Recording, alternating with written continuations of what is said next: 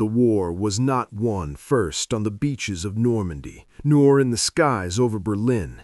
It was won in silence, beneath factory roofs, by millions of ordinary Americans who transformed steel, aluminum, and sweat into the most overwhelming industrial force the world had ever seen. Long before the first American bomber crossed the Atlantic, long before the first Mustang escorted a formation into enemy airspace, the outcome of the war was already being decided, on assembly lines that never slept, by workers who refused to believe that anything was impossible. This was not just a military achievement, it was a declaration of national will, and it began with laughter in Berlin. On May 28, 1940, inside the Reich Air Ministry, Erwin Goering mocked the idea that the United States could ever become a serious threat.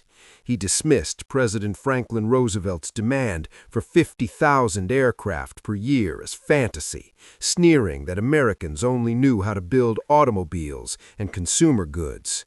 In Goering's mind, war production required ideology, discipline, and racial superiority.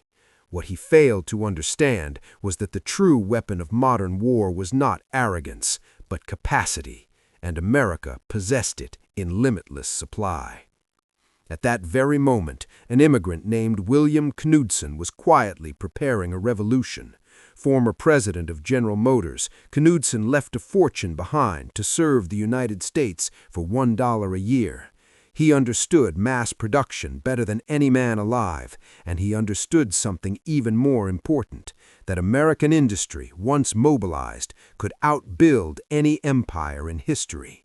The United States did not need to copy Germany's system.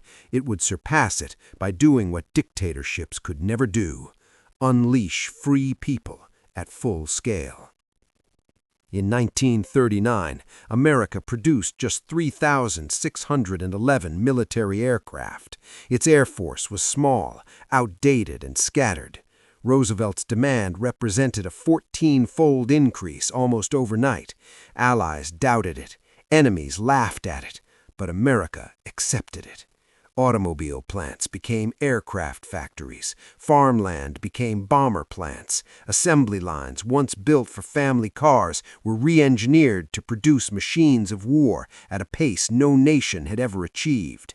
By December 1941, American factories were producing 2,000 military aircraft every single month and accelerating. The transformation reached its peak at Willow Run, Ford Motor Company's vast bomber plant in Michigan.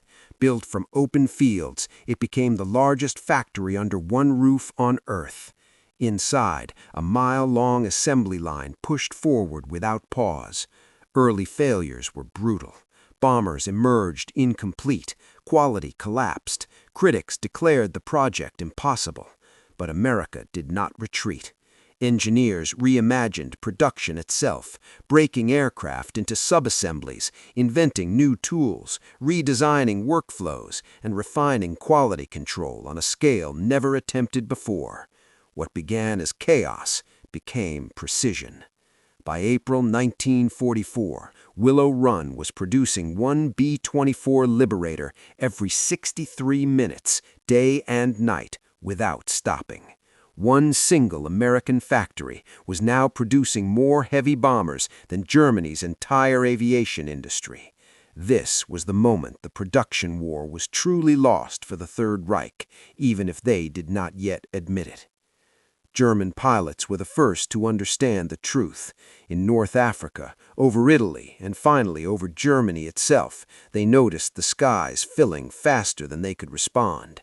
Losses that once would have crippled an air force were replaced by the United States in weeks.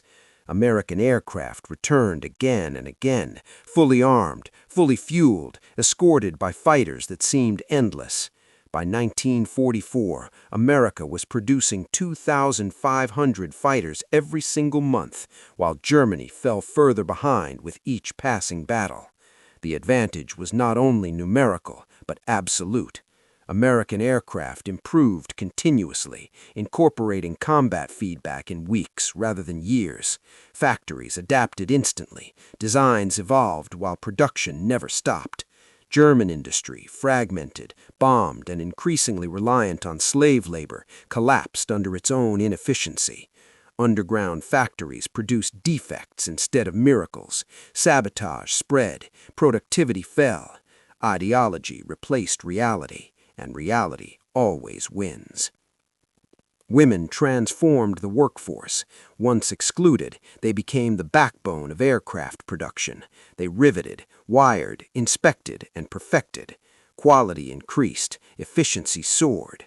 What Nazi intelligence dismissed as desperation became one of America's greatest strengths. Free citizens, motivated by purpose rather than fear, achieved what forced labor never could. By the time Allied forces landed in Normandy, the outcome was inevitable. On June 6, 1944, more than 11,000 Allied aircraft dominated the skies. German aircraft could barely respond. This was not tactical superiority, it was industrial annihilation. The invasion succeeded not because of chance, but because American factories had made defeat mathematically impossible.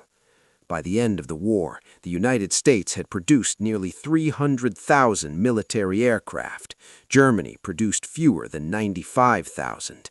America built more aircraft in a single year than Germany produced during the entire war. No speech, no doctrine, no wonder weapon could overcome that reality. Captured in 1945, Erwin Goering was forced to confront the numbers he once mocked. Shown charts, factory footage, and production totals, his defiance faded. He admitted that while he believed American industry was strong, he never imagined it could expand 100-fold in 4 years. One factory, Willow Run, had produced more aircraft than his entire bomber force at its peak. The war was decided not by who shouted louder, but who built faster. America proved that democracy, when mobilized, could outproduce tyranny beyond any scale dictators could imagine. The workers who entered factories in 1941 emerged as the most skilled industrial workforce on Earth.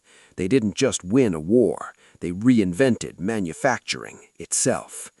Goering laughed at the idea of 50,000 planes a year. America answered by doubling it, and in doing so, it buried the Third Reich beneath an avalanche of steel, aluminum, and free will. This was the arsenal of democracy, and it changed history forever.